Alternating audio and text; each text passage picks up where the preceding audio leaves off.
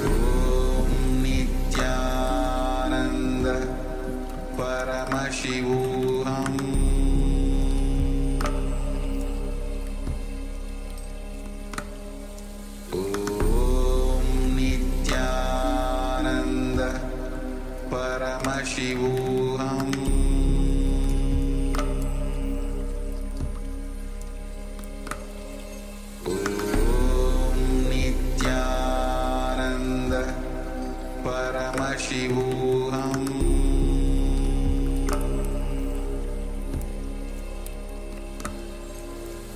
Om Nithyananda Paramashivoham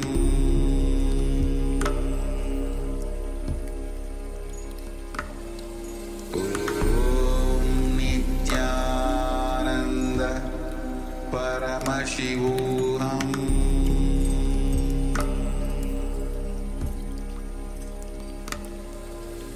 Om Nithyananda Paramashivoham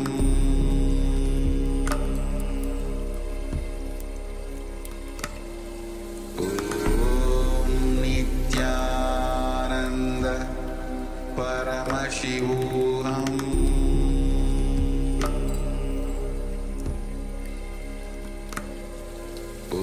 Om Nithyananda Paramashivoham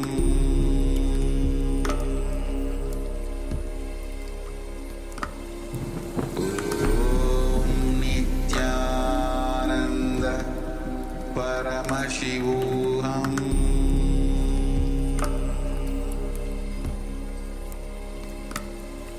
Om Nithyananda Paramashivoham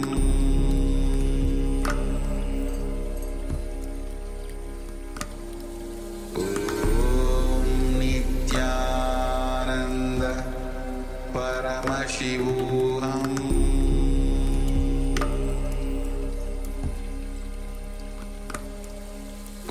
Om Nithyananda Paramashivoham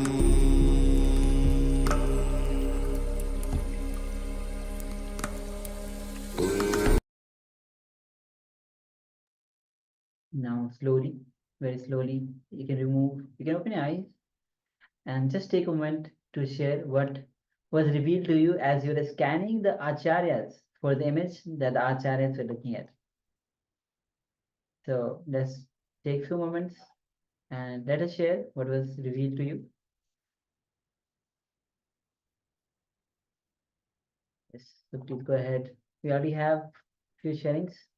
Jeremiah shares gray along the bottom looks to be rock of a cliff. Okay, there are more sharings. Yes, so again from Jeremy Maxwell Dyer, shapes of grey resembling rock, an open field. I see red also. I see a flower. Some big things on the left look yellowish. Thank you very much for sharing. I'm requesting everyone else as well to please get involved to participate in this power manifestation. So if you have taken part in the power manifestation, take a moment and share what was revealed to you in your third eye.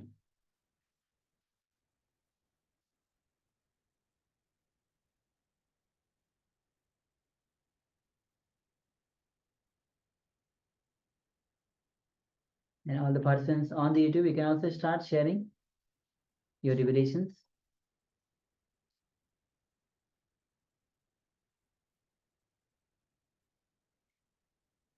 All right. So we'll be projecting the image now. You can verify your power manifestation. Yes, and I hope none of you are hungry because there's a nice big tally of food in front of you. So we've got, you can see, let's see where to start. Let's start with the gulab jamun. So right down at the bottom, you have the gulab jamun, which is a beautiful sweet, Indian sweet in sugar water. Then you've got just on the left of that some salads. You have got cucumber, chili, you have a green chili, you have some carrot and onion and so forth. Then you have some cauliflower. So some cauliflower deep fried. Then you have some okra or ladyfinger. Then still moving along clockwise, we have some potatoes. Then what looks like some paneer in tomato sauce. Then you have some dal, yellow dal. Then we have some black chana curry. Then we have something that looks like something in curd. And in the middle, we got rice, roti or chapati, and a appalam or papad, or sometimes even called papadam. So this is a thali, which is a selection of different foods, different dishes. So yes. So let us have a look at the sharings.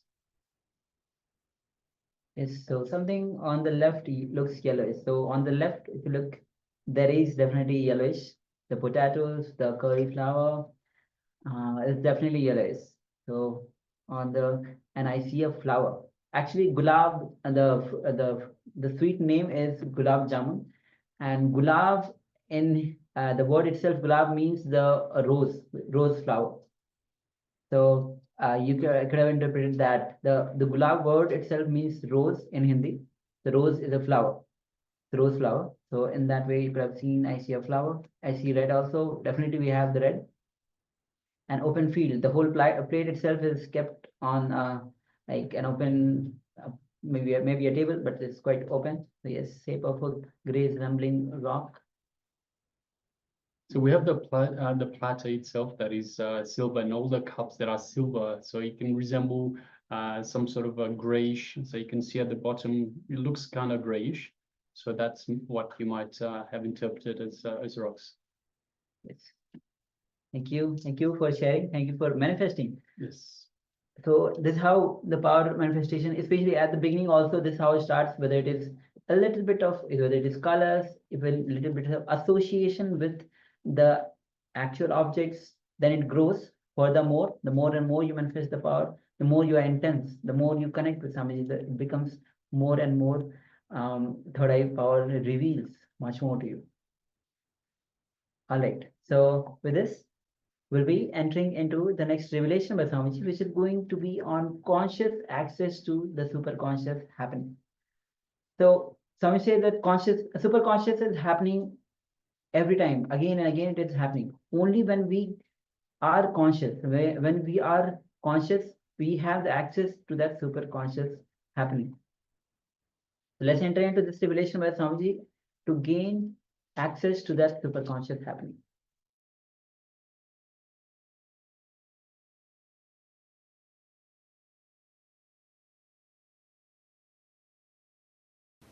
When you look through the window, you see the sky. You experience the sky. But sky itself can't be reduced to the size of window. Same way, when the thoughts disappear, you experience the ultimate truth. But the truth itself can't be reduced to one idea of not having thoughts. Please understand. When you don't have thoughts, you will experience truth. But the truth cannot be defined with this one quality of not having thoughts. Not having thoughts may be one of the qualities of truth, but that itself is not ultimate. Chitta vritti nirodha, not having thoughts, leads to the yoga. That itself is not yoga. I want you to understand. Sometimes not having thoughts, people understand, not having thoughts itself is a yoga. Then in the deep sleep you don't have a thoughts, but that is not yoga. In the deep sleep you don't have thoughts, but that is not yoga. Not having thoughts with awareness is yoga. Not having thoughts with awareness leads you to yoga. Yogaha chitta vritti nirodha. The different formations taken by the mind, if it is not happening, then yoga is happening inside you. Yoga is happening inside you. Yogaha chitta vritti nirodha. The next sutra throws more light on this one truth. Let us enter into the next sutra. Tada drashtuhu Swarupeva sthanam. This is another beautiful sutra.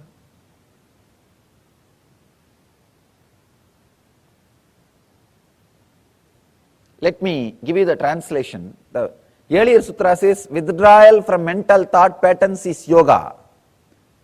Here Patanjali says then results relaxation into one's true nature of limitlessness and total understanding. See, when the thoughts disappear, when the cessation happens, when the chitta vrittis are no more, when the thoughts are no more, when the mental actions are no more, he says it results relaxation into one's own true nature. That is what I am saying. In a way, even your deep sleep is a pattern of your mind. Anything you can go in and come out is pattern. Anything you can experience is pattern. Please understand. Anything you can experience again and again is pattern. If you understand with this definition, even your sleep is a pattern. Even your sleep is a pattern. You go in and come out, go in and come out. It is a pattern.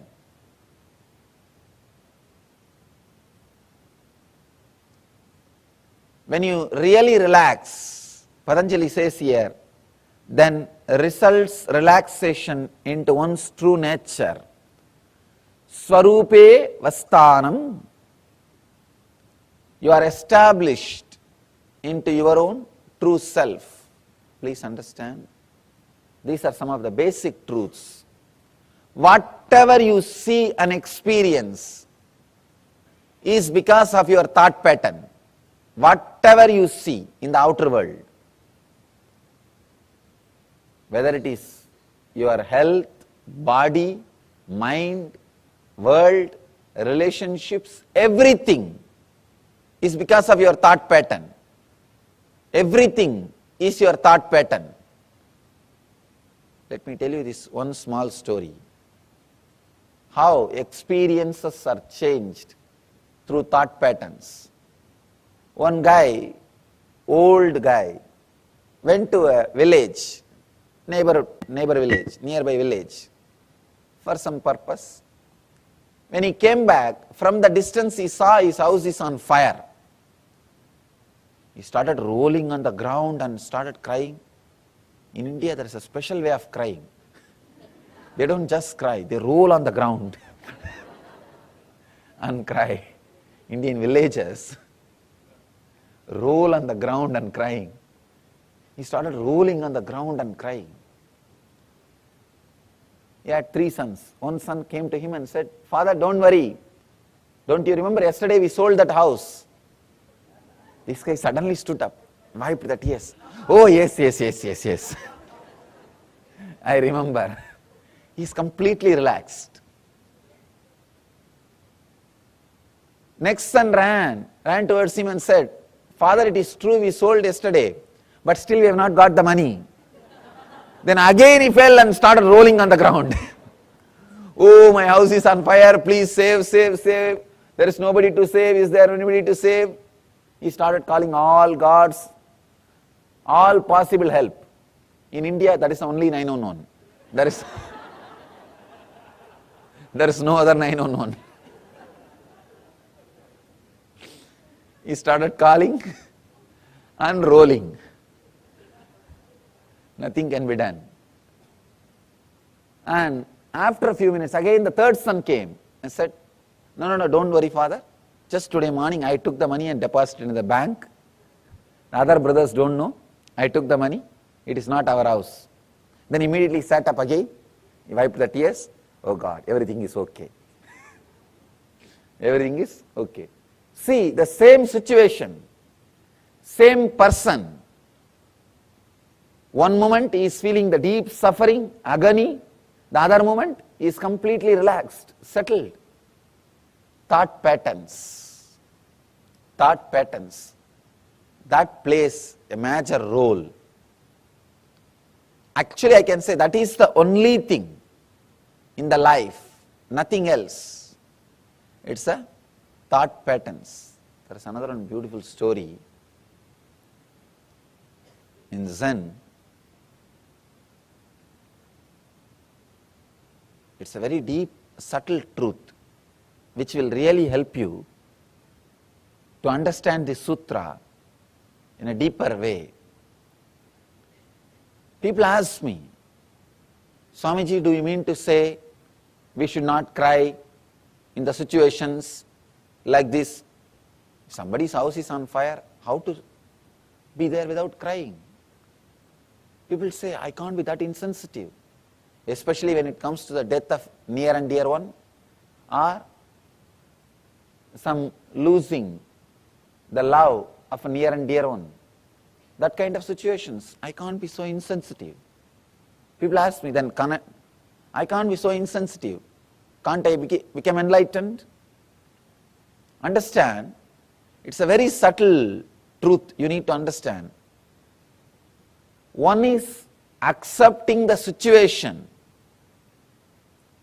Another one is accepting the response happening inside your inner space. There is a beautiful story, Zen story. There was a great master. His disciple also is an enlightened master, Suzuki. When Suzuki's master passed away, the disciple, his name is Suzuki, he started crying, weeping, rolling on the ground. All the other disciples came and asked, Master, what is this? You are an enlightened being. How can you cry like this? How can you weep? Then Suzuki says, if an enlightened person should not cry, get lost. I am not interested in your enlightenment. I can't be so insensitive to this situation. I am crying because I'll miss his physical presence. He can never leave me, or I can never leave him, because he became me and I became him. That is different. But physically I'll miss him. I'll miss the graceful actions of him and the beautiful conscious leela, conscious play happening around him. I'll miss him. I'll miss it. Then another disciple is asking, then what about the teaching which you are giving all these years? Accept what is happening. Accept what is happening. Tatada, tatada, tatada. What has happened to the teaching? Have you taught this to us without you experiencing? Please understand, very beautiful truth. Just understanding can give you a very strong click. The Suzuki's reply. That disciple is asking, then have you taught this tatada, accepting what is without you experiencing? Suzuki beautifully explains, there are two levels of acceptance. One, accepting whatever is outside, the situation. Accepting the situation. Surrendering to this moment. Surrendering to tathata, what is. Surrendering to the now.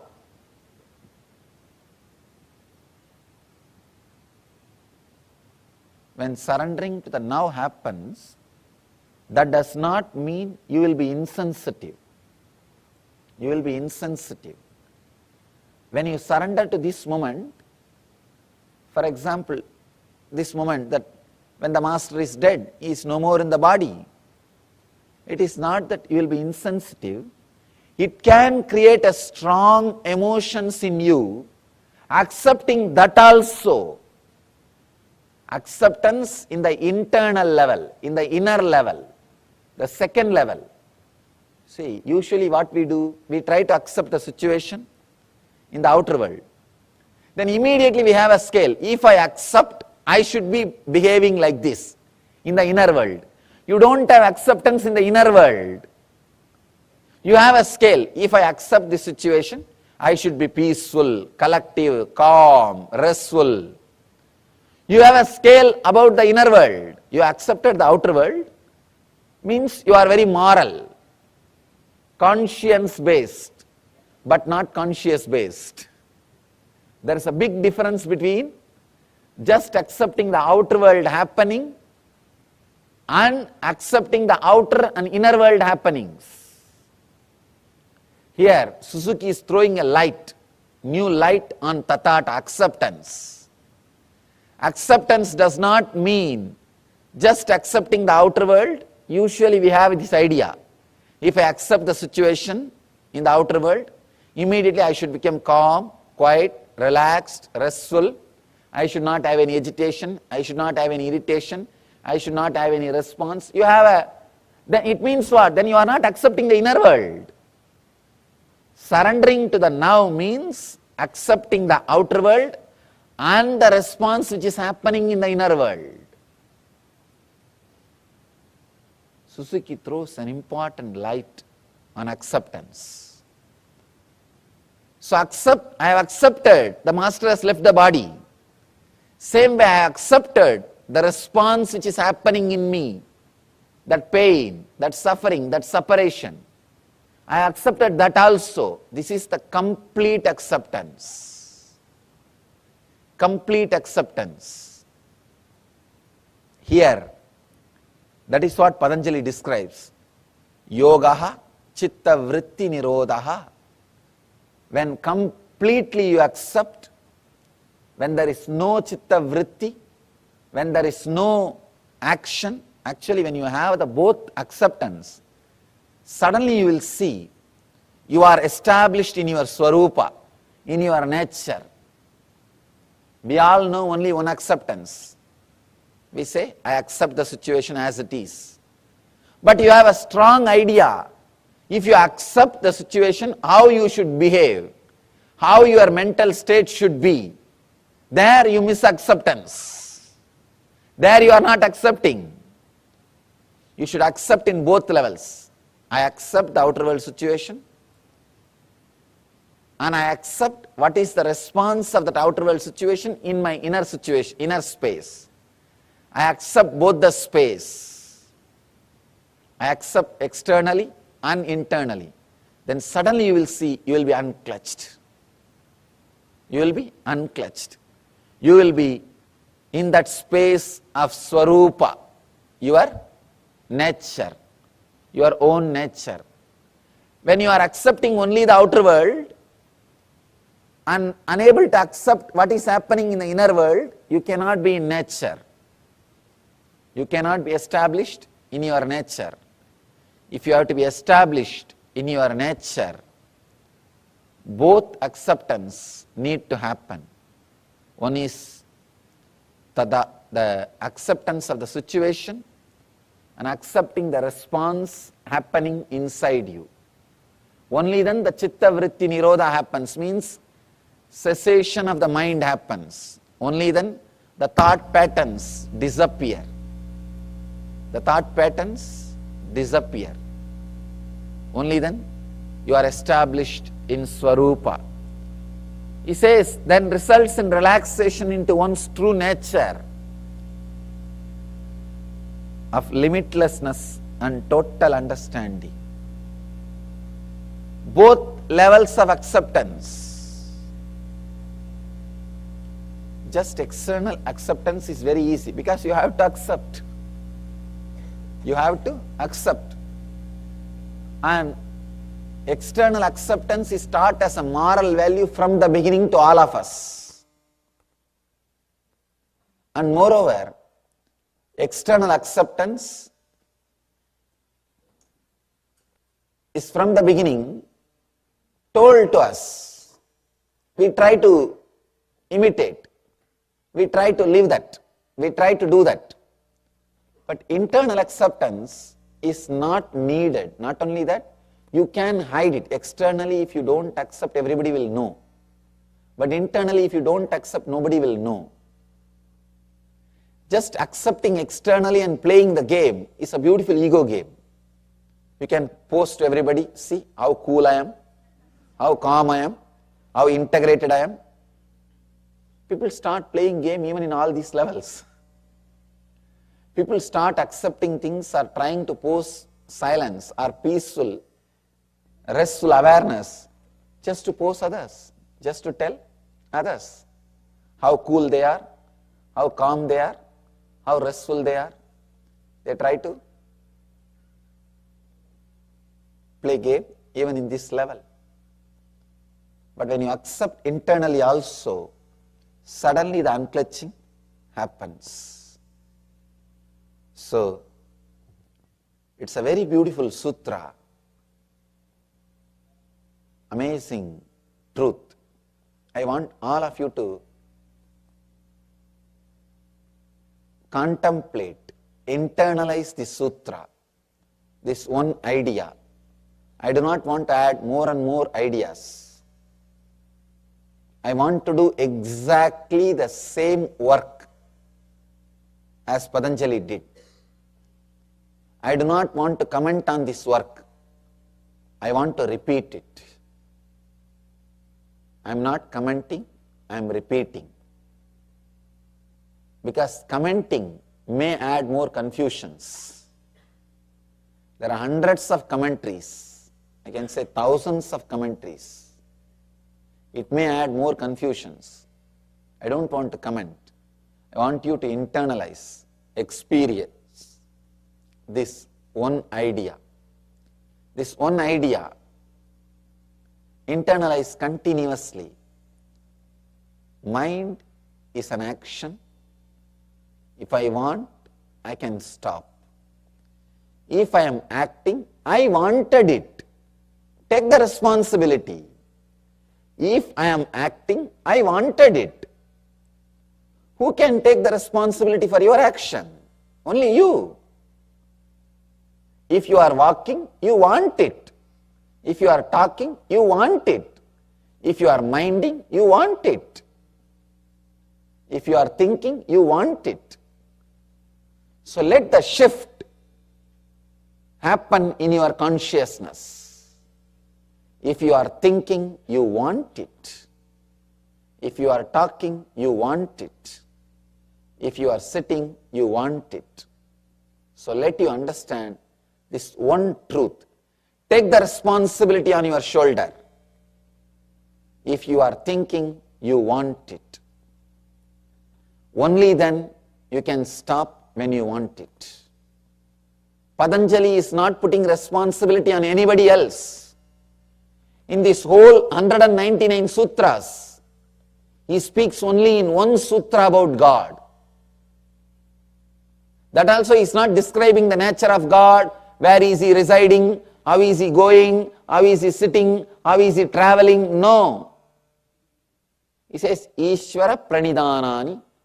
Let us surrender everything unto the God. It is one spiritual quality. He is not even bothered about God, he is bothered about the surrendering, that quality. He is not talking anywhere else about anything. He says, you can use God as a tool to surrender, that's all. As a tool to surrender. As an object to surrender. That's all. He takes the complete responsibility. So, take the complete responsibility. Even surrendering with responsibility. Understand?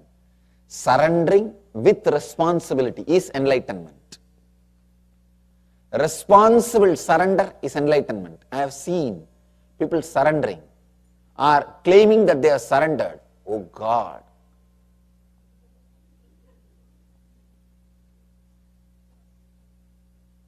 Even if you are caught by your enemies, you will not be tortured that much. By the pseudo-surrendering people. By this pseudo-surrendering people.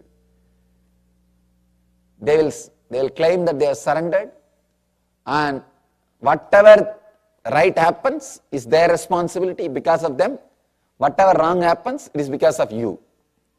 And they will not do anything more than saying word, I have surrendered, I have surrendered, I have surrendered. Many people come and tell me, Swamiji, what should I do further? I tell them, what do you mean? No, whatever you say, I will do. The moment I tell something, no, I have this difficulty, that problem, this problem. Then I tell them, then tell all your conditions first. Then I will tell you the solution. They say, no, whatever you do, I will do. Whatever you say, I will do.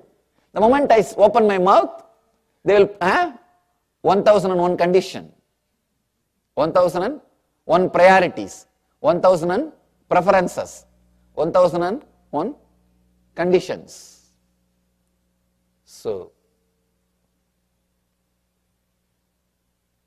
Patanjali says very beautifully, take the responsibility completely on your shoulder. A responsible person, even if he surrenders, it will be so graceful, so beautiful. Irresponsible person, even if he tries to stand on his own, it will be only cunning. It will never be complete. So first thing you need, first thing is being responsible. Being responsible. In the first sutra, Yogaha Chitta Vritti Nirodhaha, Patanjali teaches us the basic truth, be responsible. The moment you are responsible, the moment you feel you are responsible for your thinking, you know very clearly you can stop. You can stop. Only when you don't want to take the responsibility, you are going on postponing, putting things on others, blaming others, then you continue to think. If you blame, you are walking because of somebody, you will continue to walk till you die. If you are blaming, you are talking because somebody is forcing, you will continue to talk till the death. Same way, if you say you are thinking because of somebody else, because of some other reason, you will continue to think till you die, even after you die. So take the responsibility on you. Understand, the truth is you are responsible. Truth is you are responsible. So let you understand you are responsible. Then suddenly you will realize you can stop. You can stop. The essence of this whole sutra, Yogaha Chitta Vritti Nirodhaha, is take the responsibility of your subtle action, which I call mind. When you take the responsibility, you know how to stop thinking, how to stop all kinds of expression. You see, mind is not only thinking, there are so many other patterns. Regulation, channeling, mastery, integration, coordination, stilling, quieting, setting aside of the modification, gross and subtle thought patterns, all these things put together. All these things put together is what Patanjali calls Chitta Vritti Nirodhaha, means cessation of mind. Able to play with it, able to do what you want, like a circus, a gymnasium, able to do whatever you want with your mind, or completely rest without it. It's what he calls Yogaha. Nirodha not only means controlling or dropping, it means regulation, channeling, mastery, integration, coordination, stilling, quieting, setting aside of all the modifications of the mind.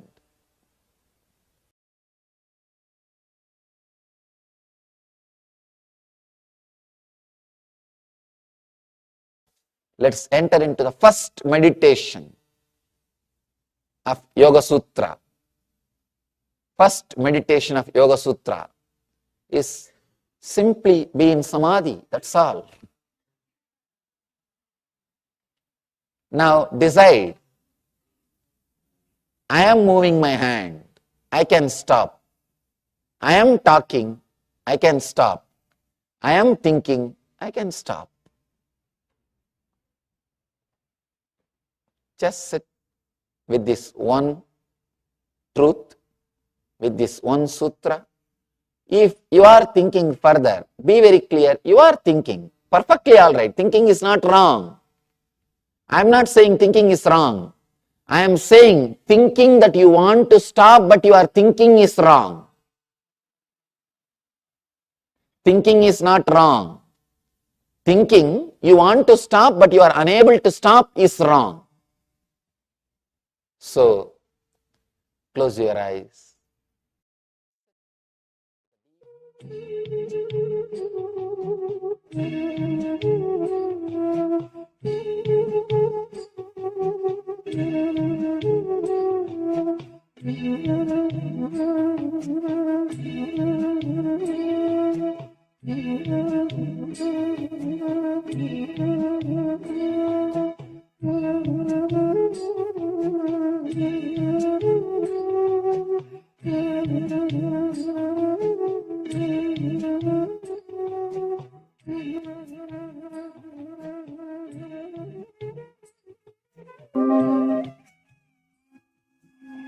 You know, you are thinking.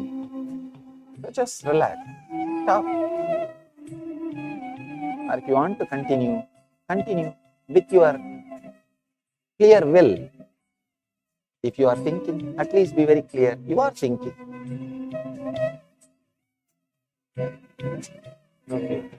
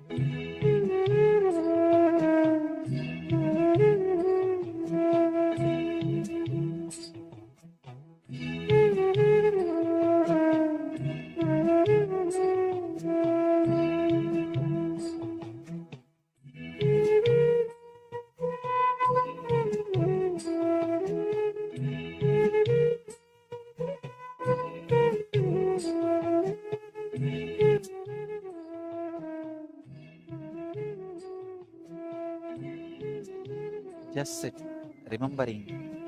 You can stop thinking if you want to. If you are thinking, at least remember you are thinking. Just sit with this simple truth. You neither need to stop nor need to think. If you want to think, think. If you want to stop, stop. It's up to you. But be responsible for what you are doing. Remember, you are doing it. Just with this one truth, sit. Sit with closed eyes. With this one truth. Let it be internalized.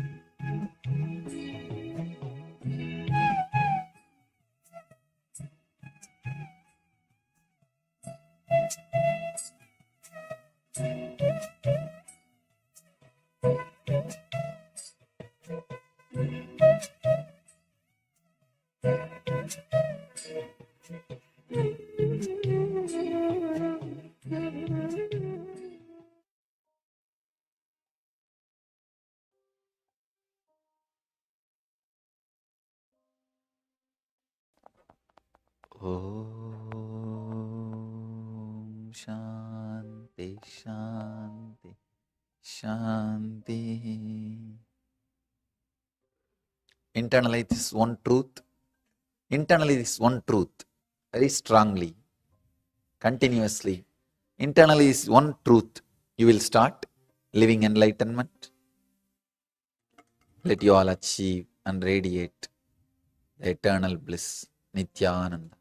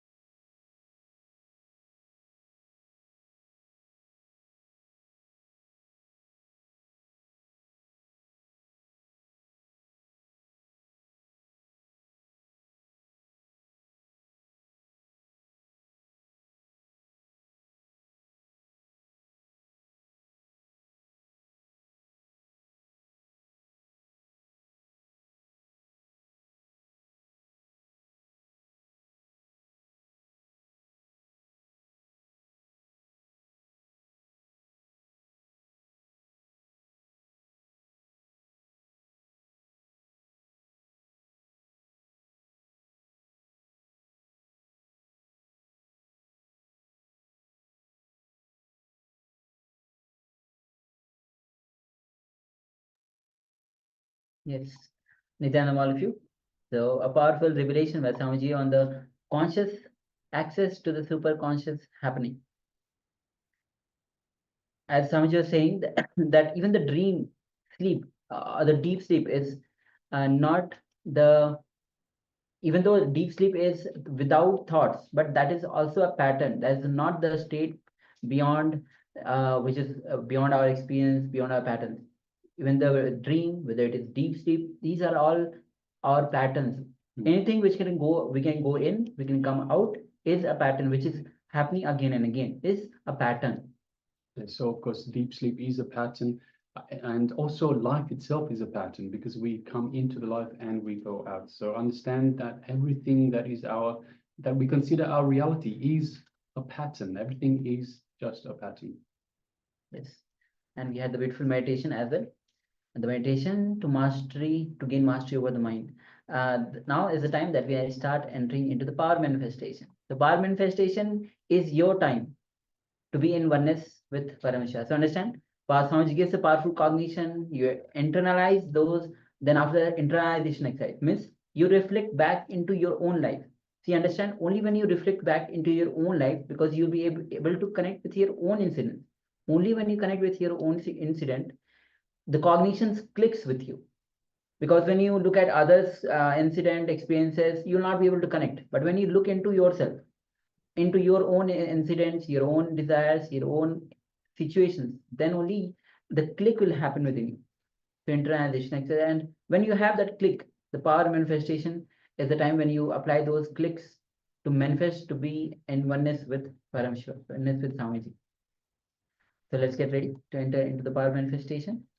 So once again, with Acharyas, we'll be looking at the picture, and through the power of remote scanning, remote vision, you'll be seeing all the details of the image that the Acharyas are looking at.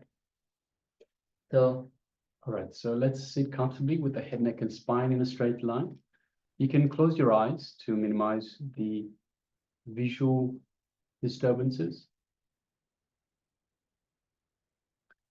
So requesting everyone, actually, first of all, let us have everyone switch on their camera. So if you haven't already got your camera switched on, requesting everyone, please switch on your cameras and let us be available in the camera frame itself. So we asking Ma Young Hui Lan, Ma Judy, Charmaine Muse, Ma Teresa, Kailasa Toronto, Ma Zhang Tzi Ho, Ma Gui Tzu Jing, Ma Gora Swarupini, requesting everyone please switch on your cameras and be available in the camera frame. Let us know you are there, and of course participate to get the benefits of the program itself. So now let us sit comfortably with the head, neck, and spine in a straight line. Let us close our eyes and bring our full awareness to our inner space. So our inner space, our Ananda Kanda, is situated just below the heart center. So it's below the heart center and above the navel center. So let us visualize, let us bring our awareness to our inner space and understand this is the space that Swamiji has initiated us in to connect to him, to connect to the divine, to be in oneness with him. So let us bring our awareness to our inner space, just below the heart center and just above the navel center.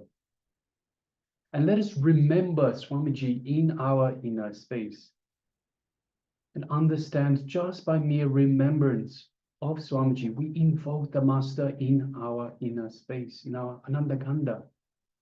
So let us do just that. Let us remember Swamiji. Remember everything that Swamiji is, represents, and means to us. Everything Swamiji means to us. Let us remember all of that in our inner space. Let us remember all the wonderful moments we cherish with Swamiji. Let's remember all of that. Bring all of that in our inner space and let us welcome the Master. Let us invoke and welcome the Master with love and compassion and deep gratitude for being in our lives.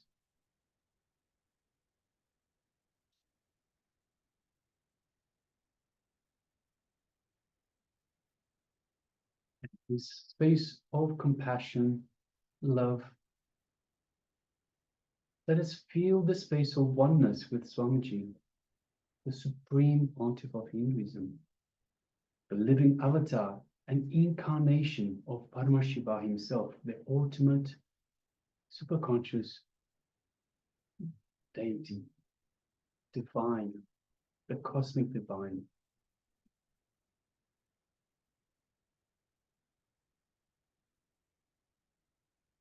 Just take a moment and feel the space of oneness with Swamiji in your inner space.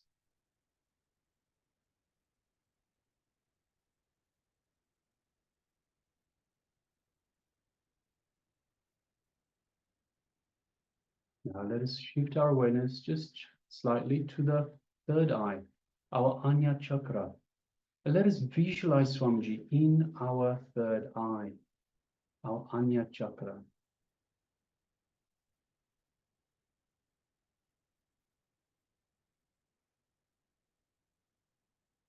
Now let us just gently gaze through the third eye. So keeping the two physical eyes closed, gazing through the third eye alone into Swamiji's third eye, Swamiji's Anya chakra.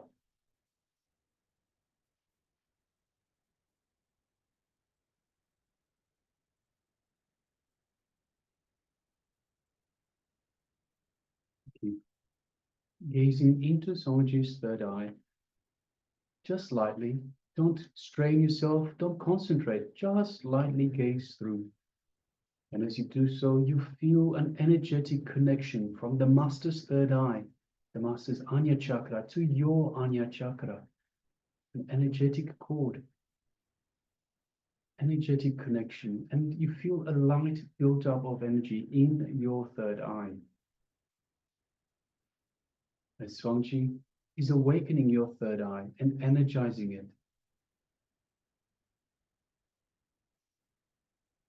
So just take a moment and feel all of that in your Anya chakra, your third eye.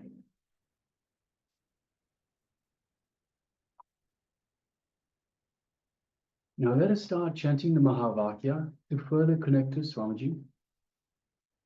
Om Nithyananda Paramashivoham. Om Nithyananda Paramashivoham. Om Nithyananda Paramashivoham. Let's continue chanting this Mahavakya throughout the power manifestation.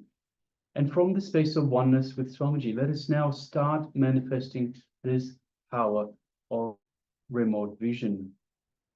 The image is now being displayed for the acharyas. So connect to Swamiji and ask Swamiji to reveal the details of the image the acharyas are looking at. Let's begin.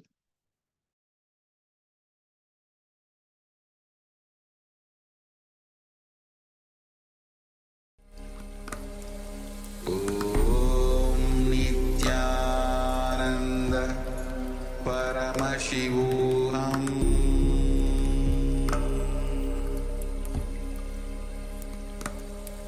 Om Nithyananda Paramashivoham.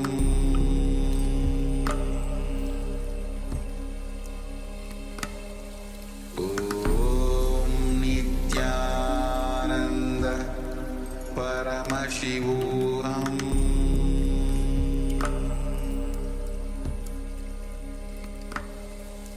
Om Nithyananda Paramashivoham.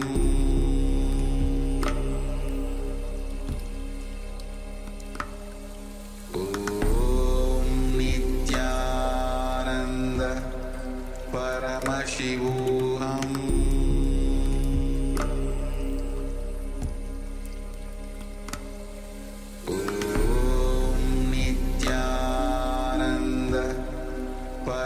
Paramashivoham.